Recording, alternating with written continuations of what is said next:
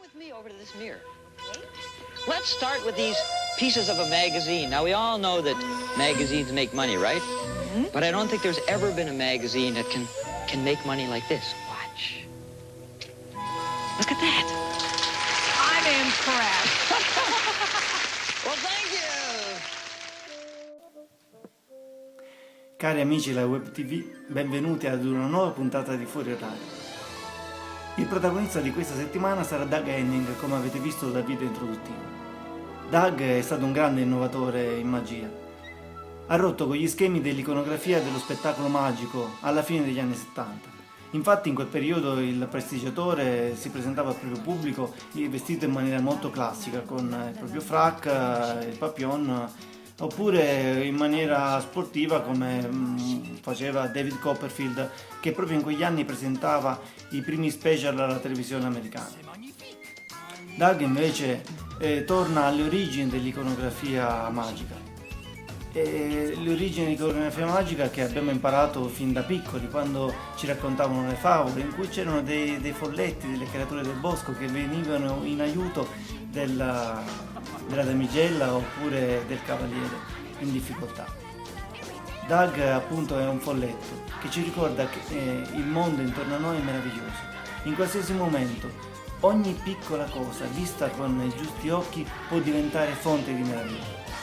Quindi ogni volta che vediamo Doug torniamo un po' bambini e ci ricorda in qualsiasi momento di non smettere mai di vedere il mondo con gli occhi innocenti di un bambino. Godiamoci e rallegriamoci per questa esibizione di Doug, per questo regalo che Doug ci fa. Buon divertimento e arrivederci alla prossima settimana da Carolina.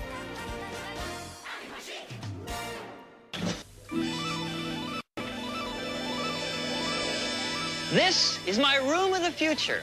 And one of the things that we see here is man's ability to bend the laws of nature to his own will. Sit down here, please, and I'm going to show you some futuristic close-up magic. Now, one of the first laws of nature that we learn is that solids cannot go through solids, right? Right. And another one is that two objects cannot occupy the same space at the same time. Well, hold it. Have you ever been to the New York subway at rush hour? You've got a point there. But aside from that, let me show you how we make our own rules in the room of the future with these two decks of cards. Now, you'll notice that these two decks of cards occupy the same space at the same time, this center section here. Let's have a look. First, we have a blue pack of cards. Just going to run through here, and we'll just show you some of the blue cards. Now, I'd like to show you that the red deck is occupying exactly the same space. This center section here. Let's have a look now at the red pack of cards. Good. How about that? Good. Now, Bruce, I'm going to take this shuffled pack of cards, and I'd like you to just select any one of the 52 cards as we go along here. Just reach out there and grab any one you want. You want that one. Okay, I'd like you to look at that and show the camera right up there. Show the people at home so they can remember too. You got that, folks? Okay, now, Bruce, I'd like you to take your card and just drop it right anywhere you want, right there. That'll do. Good. Now, when I pulled the red deck out of the box, one of the blue cards kind of snuck along with it. So there's one blue card in this red deck. Let's find the blue card. La-ti-da, there it is right there. Now, Bruce, wouldn't it be amazing if this blue card matched the card you just selected? What was the name of the card? Seven of Hearts. Look at that. The Seven of Hearts. Isn't that amazing? Now, Cherish, I want you to select a card now. Let's see if you can do some magic, too. I'm just going to run through the deck here. Say stop anywhere. Stop. Right there? Look, you said stop right at the Two of Hearts. Now, in the world of the future, we can bend the laws of nature. Watch as I take the card that Bruce just looked at, and I change it miraculously at the Two of Hearts. That's kind of some magic from the future here. Now, I'd like to show you something else very miraculous. We need one more card. In fact, we'll take two right here to do this. We have the Five of Clubs and the Queen of Clubs, okay? Now, I'm going to take the Five of Clubs and fold it kind of lengthwise, back out like that, okay?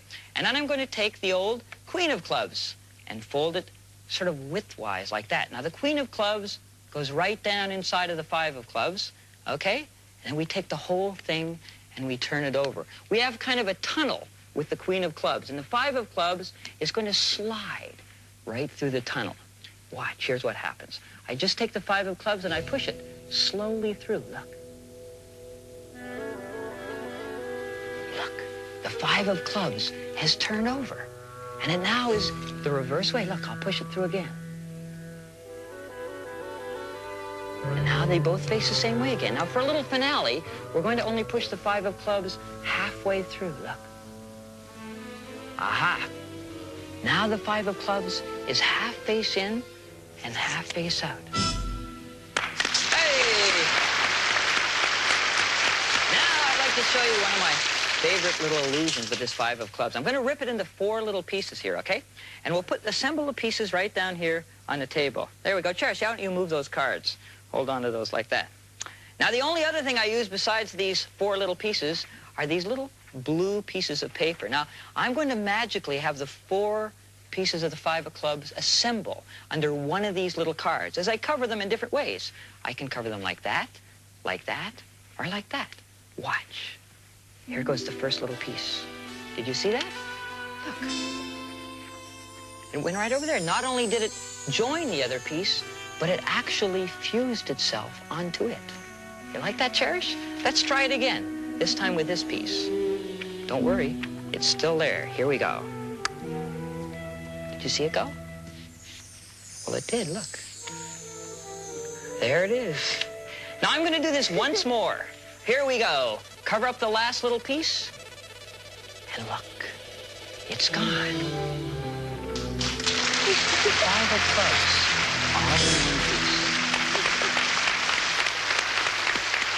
Well, thank you. Thank you.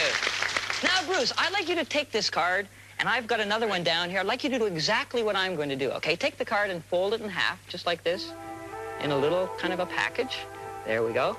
Level it out. Now, I'd like you to tear the center of the card out, just along here. You're going to make kind of a little ring with the card. Okay. There we go. Just tear down here. Found out I could do some very great magic with rings of cards. Aha. There we go. And just tear the center out, and we'll be in business. Got it. We got it. Okay. Now just take the center and put it down on the table because you only need the little ring that we have made. Do you have a ring that looks something like that? I hope so. Open it up. Okay, good. Now I'd like you to fold it lengthwise and put it down on the table, because we're going to do a miracle with your little ring of a card. You got it? Got it. Okay. Now, what we should have is, like I said, two little rings, 2 little card frames.